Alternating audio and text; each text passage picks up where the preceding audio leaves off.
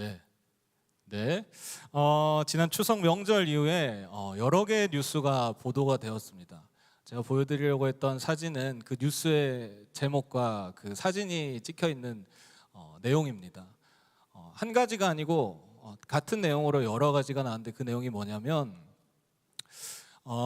보통 내비게이션은 실시간으로 업데이트를 해줘서 최고로 빨리 갈 수 있는 그 길들을 제시합니다. 그래서 운전자들은 그것을 믿고 이제 빠른 길이구나 하고 거기에 맞춰서 이제 따라가죠. 근데 국내에서 이 점유율 70%를 자랑하는 땡맵에서 제시하는 길을 갔다가 충청도권에서 이제 고속도로를 벗어나서 이제 그 국도로 이렇게 빠져나가는 안내를 받고 이제 사람들이 나갔다가 낭패를 봤다는 겁니다. 그래서 땡맵에 배신해가지고 사람들이 이렇게 불만을 토로하는 내용입니다. 저도 사실 그 자리에 있었습니다. 친가에 갔다가 하원이의 외가를 가려고 평택으로, 부산에서 평택으로 가는 길에 8시간 걸린다고 해서 되게 두렵고 또 어떻게 빨리 갈 수 있을까 하면서 내비게이션을 계속 업데이트하면서 새로 고침하면서 가고 있었습니다. 가는 도중에 충청도권에 가니까 저도 이제 고속도로에서 국도로 나가라고 하더라고요. 나갔더니 한 산을 이렇게 쭉 오르게 하더니 거기 앞에 펼쳐진 광경에 일자로 이렇게 차들이 쫙 서 있더라고요. 저는 좋았습니다. 저는 불만이 없었고 보니까 너무 자연광 농로였습니다. 농업지대였고 그 한 길로 이렇게 한 줄로 차들이 가는데 창문도 열 수 있고 좋더라고요. 고속도로에서는 창문 열기가 어렵고 하잖아요. 창문도 열고 앞에 펼쳐진 그 산의 위엄 또 아름답게 느껴지는 그 모습들이 참 좋았습니다. 무엇보다도 그 길을 가면서 제일 인상 깊었던 장면은 한 산이 눈에 들어왔습니다.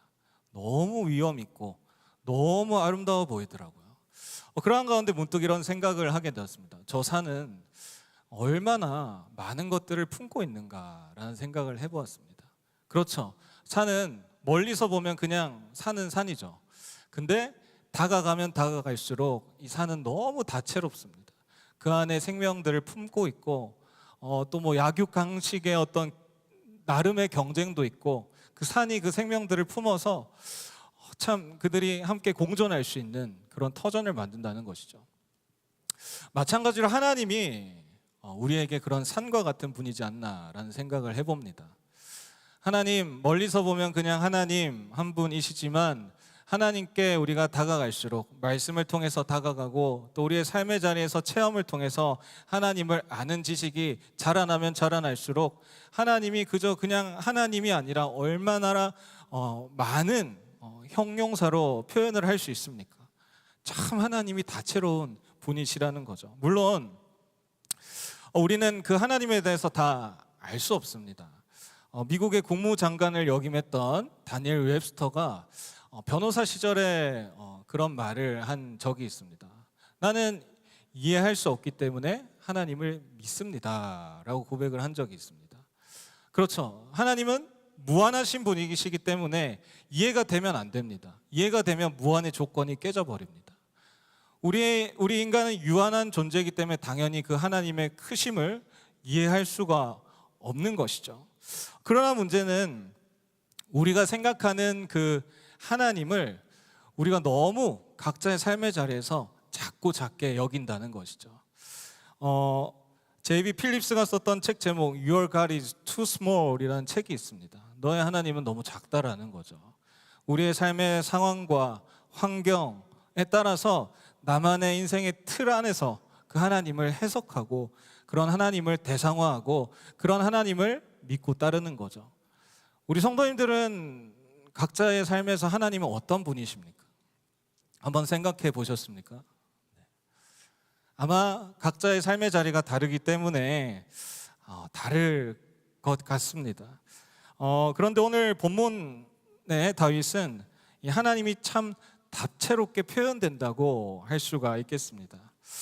그렇다면 다윗은 어떻게 하나님을 이렇게 다채롭게 표현할 수 있는 인생이 될 수 있었을까라는 궁금증이 생깁니다. 먼저 다윗의 삶을 보면 다윗은 원래는 양을 치는 목자였습니다. 그러다가 10대 때 블레셋의 대장군 골리앗이 나와서 이제 맞서 싸우죠. 다윗이 승리를 하면서 국민적인 스타가 됩니다. 그러면서 인지도가 확 올라가고, 그런 안타까운 것은 그 모습을 보면서 이 사울 왕은 질투심에 불탑니다. 사울이 죽인 자는 천천히, 다윗이 죽인 자는 만만이로다, 뭐 그런 노래 소리도 들려오고, 이 다윗을 보면은 화가 치밀어 올라서 가만두는 것이 아니라 저 다윗 녀석을 죽여버려야겠다는 생각 때문에 이 다윗이 암살의 대상이 되는 거죠. 죽여버려야겠다는 생각 때문에 도피 생활을 하게 됩니다. 근데 이 도피가 그냥 하루 이틀, 뭐 한 달, 1, 2년이 아니라 무려 학자들이 의견을 모으기로는 대략 15년이라고 합니다. 15년의 시간을 다윗이 도피로 보내는 거죠. 10대와 20대를 그냥 도망하는 시간으로 계속 보내는 겁니다.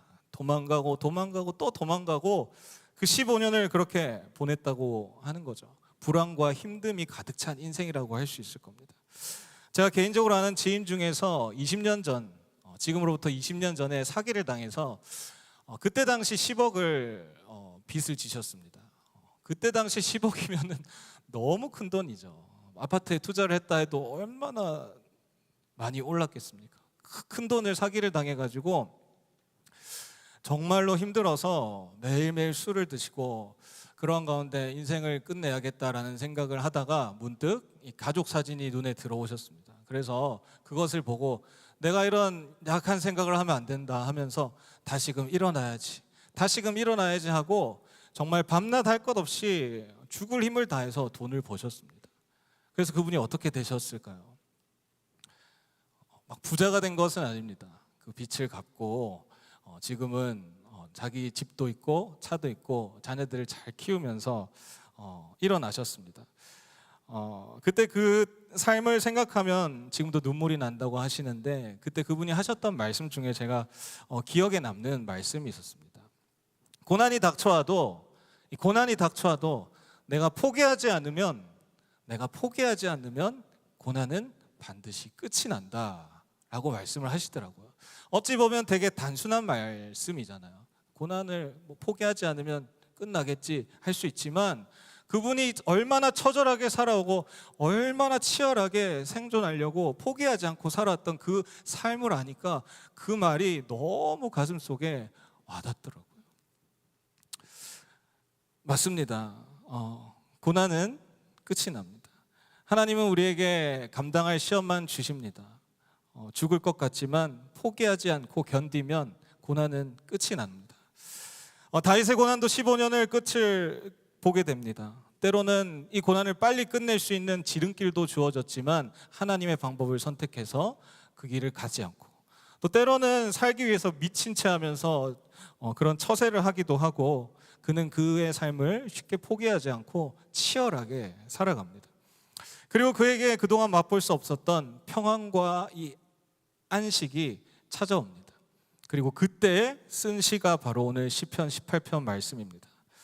여기서 당시에 이 시편마다 쓰여진 표제는 어떠한 상황에서 쓰여졌는지를 잘 설명하고 있는데요. 우리가 18편의 표제를 한번 같이 읽어보겠습니다. 여호와의 종 다윗의 시, 인도자를 따라 부르는 노래. 여호와께서 다윗을 그 모든 원수들의 손에서와 사울의 손에서 건져주신 날에 다윗이 이 노래의 말로 여호와께 아뢰어 이르되, 다윗은 모든 원수들의 손에서, 사울의 손에서 건지심을 받고 하나님을 찬양하며 이런 시를 썼습니다. 읽지는 않았지만 4절과 5절을 보시면 이 다윗이 그때 당했던 고난의 심경이 잘 드러나는 대목이 있는데요. 말씀을 한번 읽어보겠습니다. 사망의 줄이 나를 얽고 불의의 창수가 나를 두렵게 하였으며 스올의 줄이 나를 두르고 사망의 올무가 내게 이르렀도다. 모두 결코 기분 좋은 단어들은 아니죠. 사망, 죽음, 불의, 참 좋은 단어들은 아닙니다. 특히 5절의 이 사망의 올무는, 올무라는 것은 덫입니다. 사냥꾼들이 사냥을 할 때, 짐승을 사냥할 때 쓰는 도구입니다. 근데 그 도구, 덫들이 죽음의 형태로 다윗의 삶의 모든 삶의 앞에 포진되어 있었다는 거죠. 뿐만 아니라 죽음과 선하지 않은 것들이 쓰나미처럼 다윗의 인생 가운데 몰려왔다는 거예요. 그냥 도망한 것이 아닙니다. 다윗이 그냥 도망한 것이 아니에요. 지금 이 표현들을 보세요. 죽음의 덫들이 끊임없이 나를 향해 도사리고 있고, 쓰나미처럼 죽음의 그림자와 선하지 않은 불의의 창수들이 나를 향해서 밀려오고 있다고 다윗은 고백하고 있습니다. 얼마나 힘들었는지, 얼마나 그의 인생이 힘들었는지 느껴지지 않습니까? 그러한 가운데에서 다윗이 삶을 포기하지 않고 살아갈 수 있었던 그 이유가 6절 말씀에 나오는데요. 우리 한번 함께 읽겠습니다. 내가 환난 중에서 여호와께 아뢰며 나의 하나님께 부르짖었더니 그가 그의 성전에서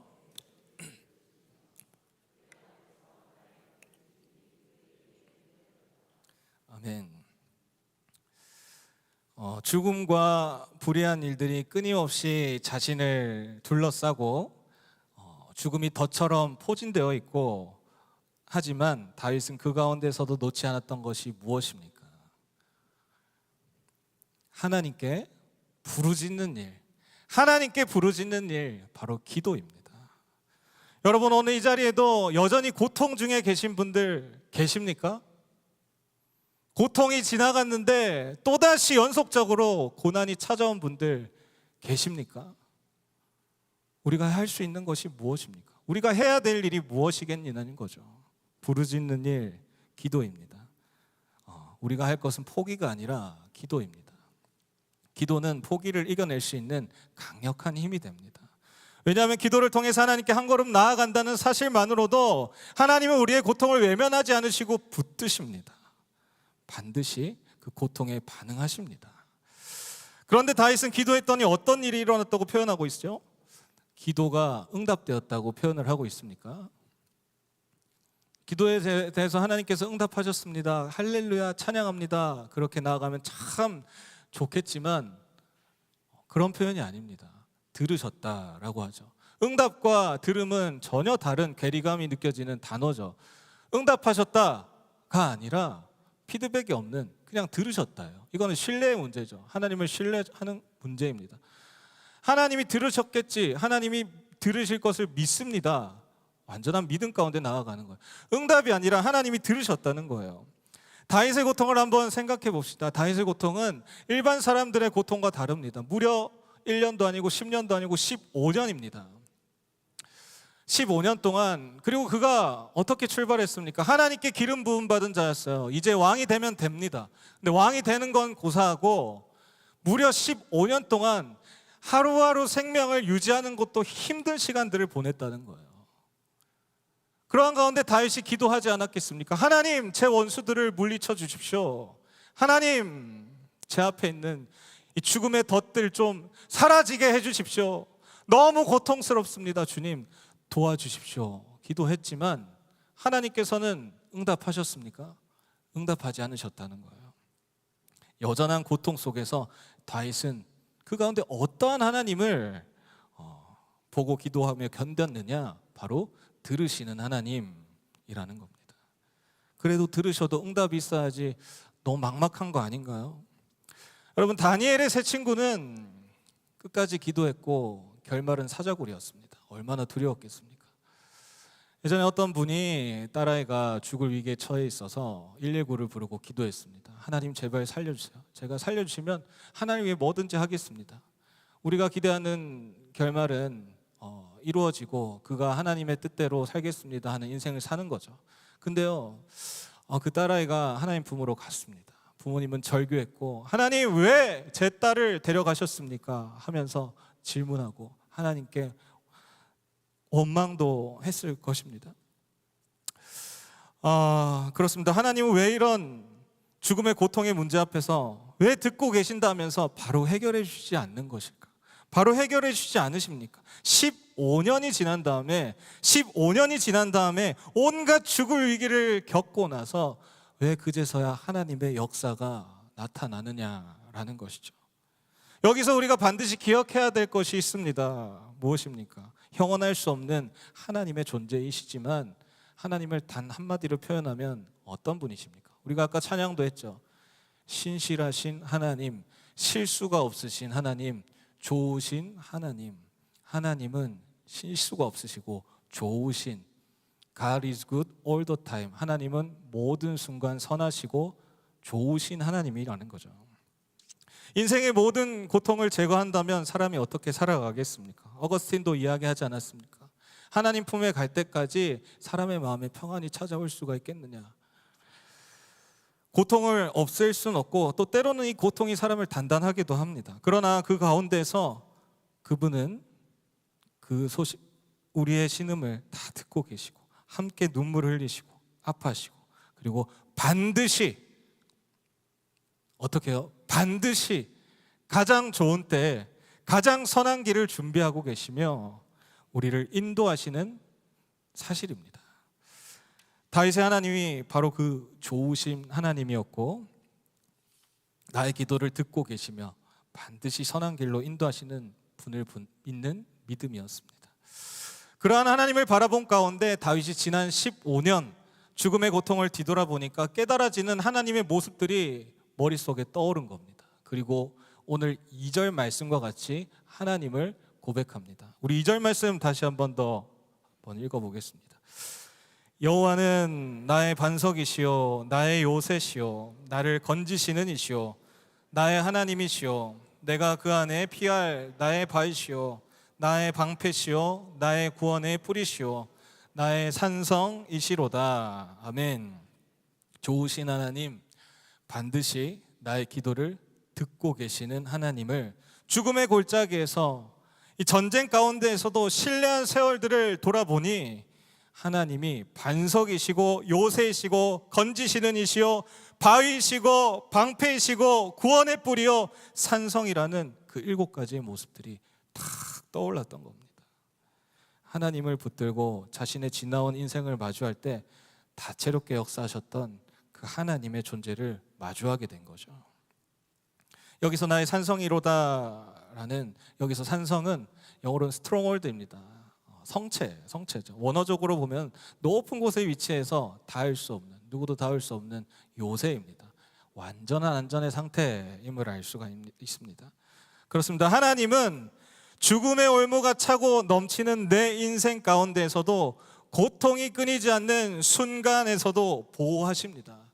삶의 모든 순간마다 그분을 이해하고 깨닫기는 어렵겠지만 좋으신 하나님이라는 그분의 성품과 또 반드시 듣고 계시다는 그 믿음이 결국 우리를 완전한 안전의 상태, 평안의 상태인 산성에 놓이게 하고 모든 순간의 고통을 변형시킬 수 있는 그리스도의 내성이 생길 수가 있는 것이죠. 그리고 결국 끝까지 우리를 다채롭게 다양하게 보호하고 책임지시는 그 무한한 하나님을 발견하는 믿음의 시선이 생길 수 있게 되는 것입니다. 하나님이 우리의 산성 되심을 믿으십니까? 산은 가까이 가면 갈수록 다채롭습니다. 마찬가지로 우리가 고통의 자리에서 그분께 다가갈 때 우리는 수많은 하나님의 역사를 발견할 수 있습니다. 하나님께 다가가는 그것은 무엇입니까? 부르짖는 기도의 자리입니다. 그 자리에서 산성되시고 좋으신 하나님께서 완전히 안전한 상태 가운데 나를 보호하시고 그 기도를 반드시 듣고 계시고 가장 선한 때 역사하실 것임을 잊지 마시기를 소망합니다. 마지막으로 다윗은 이렇게 고백합니다. 우리 함께 1절 말씀 읽겠습니다. 나의 힘이신 여호와여 내가 주를 사랑하나이다. 아멘. 다윗은 인생을 돌아보며 그런 하나님을 깨닫고 나의 힘이 되신 하나님 진심으로 사랑합니다. 진심을 담아 표현합니다. 하나님 사랑합니다. 하나님께서 저에게 역사하셨던 나날들을 15년이라는 시간이 흘러서 돌아보니 제가 할 수 있는 말은 사랑합니다. 이 한마디 진심입니다. 진심으로 하나님 사랑합니다. 이 고백이었습니다. 오늘 이 다윗의 고백이 결국 우리의 고백이 되길 소망합니다. 다윗의 하나님에 대한 그 다채로운 고백이 또 우리의 삶의 자리마다 하나님을 향해 찬양하고 또 높이는 그런 고백들이 되기를 간절히 소망합니다. 아멘.